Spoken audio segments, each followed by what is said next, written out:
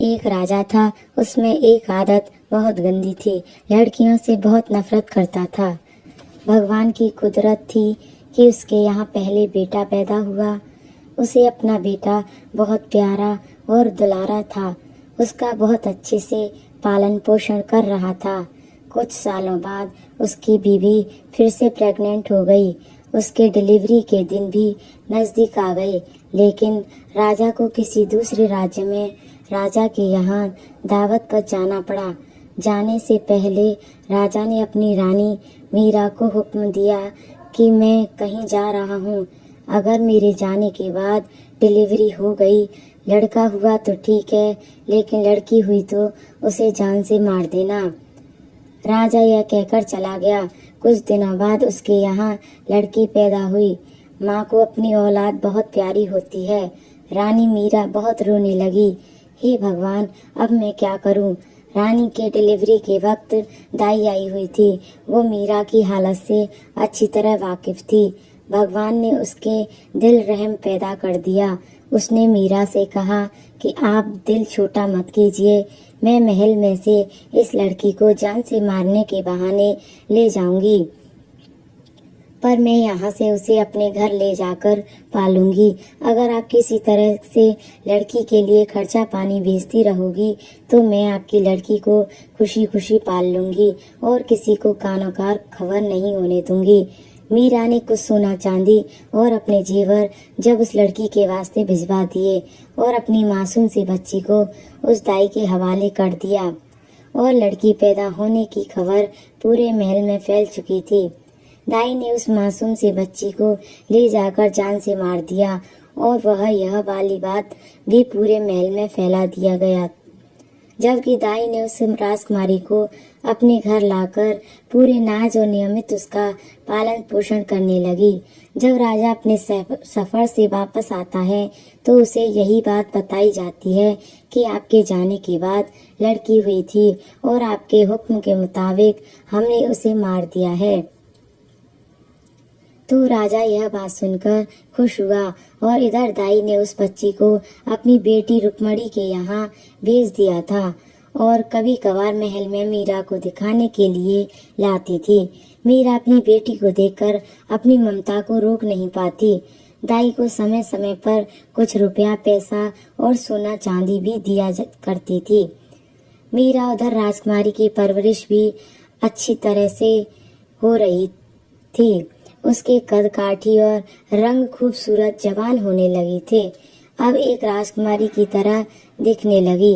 एक दिन राजा अपनी सवारी से बाहर जा रहा था। उसी टाइम दाई और राजकुमारी भी उसी रास्ते से गुजर रही थी। राजा की नजर उस पर जाती है।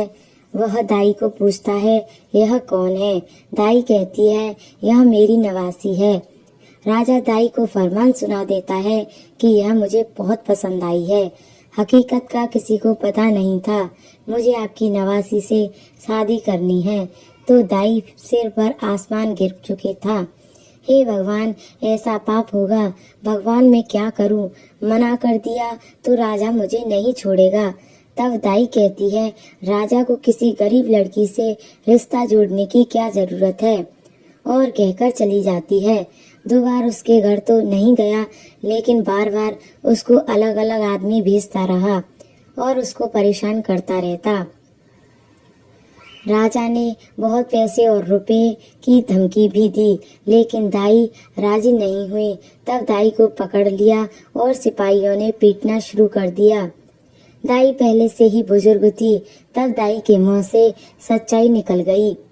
यह कोई और नहीं है, यह तो आपकी बेटी है। मैं उसे मारने के बजाय अपने घर में ले जाकर उसका पालन पोषण करने लगी। अब राजा को एहसास हुआ कि क्या गलती करने जा रहा था। भगवान ने उसे पाप करने से बचाया। राजा और ज्यादा गुस्से में आ गया। उसने अपने बेटे यानी राजकुमार को बुलाकर हुक्म दिया कि अपनी बहन को जंगल में ले जाकर हत्या कर दो और उसकी आंखें निकालकर और गर्दन का खून लाकर मुझे दिखा दो, ताकि मुझे यकीन हो जाए। राजकुमार बहुत परेशान हुआ कि वह अपने हाथों से अपनी बहन की हत्या कैसे कर सकता है। मजबूर होकर अपनी बहन को साथ लेकर जंगल की तरफ चल पड़ा। जब दोनों पहुंच गए तो भाई की मोहब्बत बहन के लिए जोश में आ गई। बहन से कहा, मैं किसी सूरत में तुम्हें अपने हाथों से नहीं मार सकता, आगे तुम्हारी किस्मत, कि तुम यहाँ से कहीं और निकल जाओ। राजकुमारी भाई का हाथ पकड़कर बोली, भाई तुम मुझे मार दो, मेरी आंखें और गर्दन का खून मेरे पिता को दिखा दो, नहीं तो वह तुम्हें मार देगा, जो मुझे किसी सूरत में गवारा नहीं होगा। दोनों भाई बहन एक दूसरे के गले लगकर रो पड़े। आखिर किसी तरह भाई ने बहन को मना लिया। राजकुमारी जंगल में जाने लगी। उसके बाद राजकुमार ने इधर उधर से ढूंढकर एक हिरण का शिकार किया और उसकी आंखें निकालकर ले जाकर राजा को दिखा दी। राजा ने उन दोनों आंखों को अपनी आंखों को गौर से देखा। उसको यकीन हो गया कि आंखों का रंग एक ही है।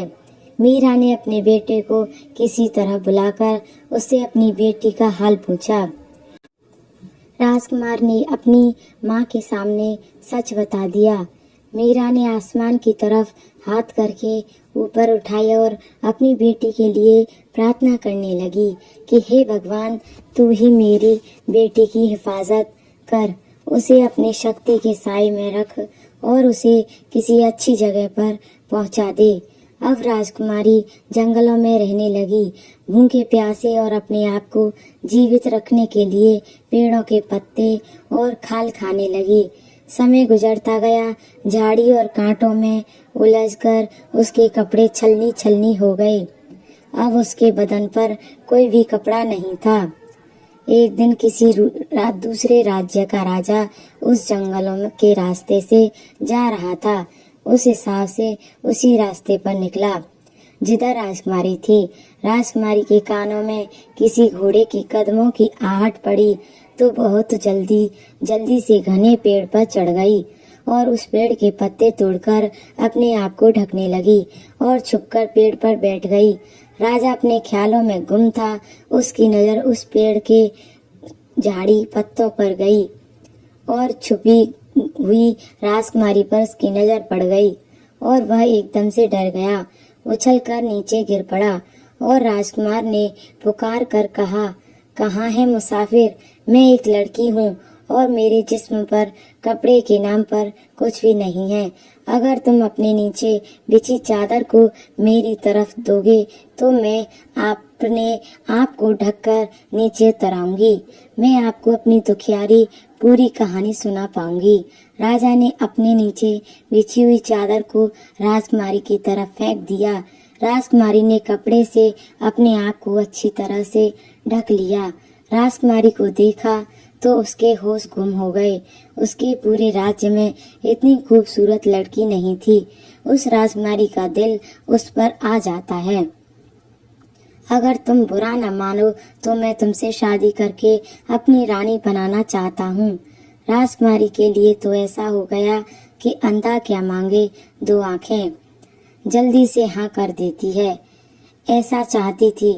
राजकुमार उस राजकुमारी को पहले वजीर के घर लेकर पहुंचा और उसने कहा, वजीर, मैं शादी करके इज्जत से लेकर जाऊंगा। वजीर ने कहा कि यह आपकी अमानत है और मेरी बेटी है। आपका दिल चाहे तब उस यहाँ से शादी करके ले जाना। अगले 2 दिन बाद मंगनी हो गई। राजा और राजकुमार की सब कुछ भूल गए और जल्दी शादी कराकर अपनी राजकुमारी से उसके बारे में कुछ नहीं पूछा।